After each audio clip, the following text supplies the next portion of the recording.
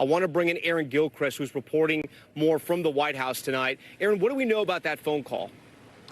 Well, Tom, we knew from President Biden when he spoke last night that he had tried to reach former President Trump. That was about 8:15 when President Biden spoke. So somewhere between then and about 10:30, they were able to have a phone call. And a White House officials described that call to us as good, short, and respectful. The president saying when he did speak around 8:15 that he had reached out and had learned that former President Trump was okay and was hopeful that he would continue to be okay and that he would not be seriously, obviously, injured from the shooting yesterday afternoon.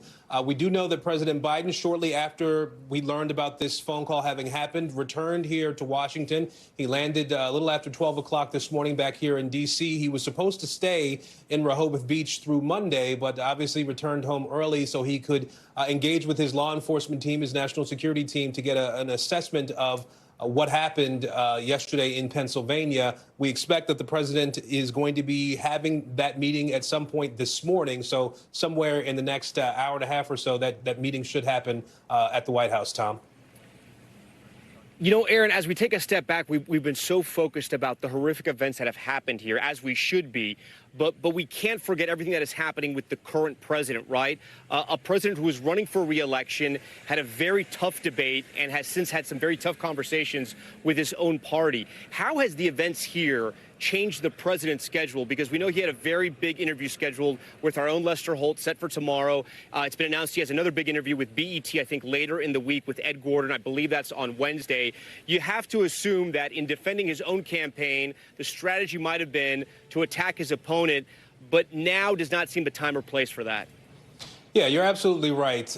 It seems at this point as though all campaign activities have stopped. We haven't heard anything from the Biden campaign since this incident yesterday afternoon. We've heard very little from the Trump campaign since yesterday afternoon as well, given the seriousness of what happened to a candidate for president and a former president in Donald Trump. And so I think we're still waiting to hear how and if the president's schedule may change. We know that this meeting today is happening. A senior White House official telling us that beyond that, the president's day-to-day is fluid. So does that mean we might hear from him at some point today? We'll be keeping an eye out for that. As far as his schedule going into the coming week, we know that there were events planned. The president is supposed to speak tomorrow in Texas. I'm supposed to be traveling this afternoon for that engagement at a civil rights anniversary, the anniversary of the Civil Rights Act, I should say. And then he was to travel on to Nevada to speak at two events in Las Vegas later in the week. Of course, you mentioned, Tom, as well, the interview with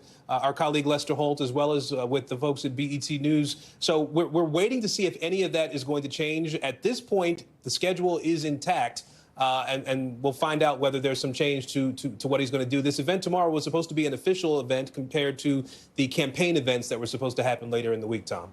Thanks for watching. Stay updated about breaking news and top stories on the NBC News app or follow us on social media.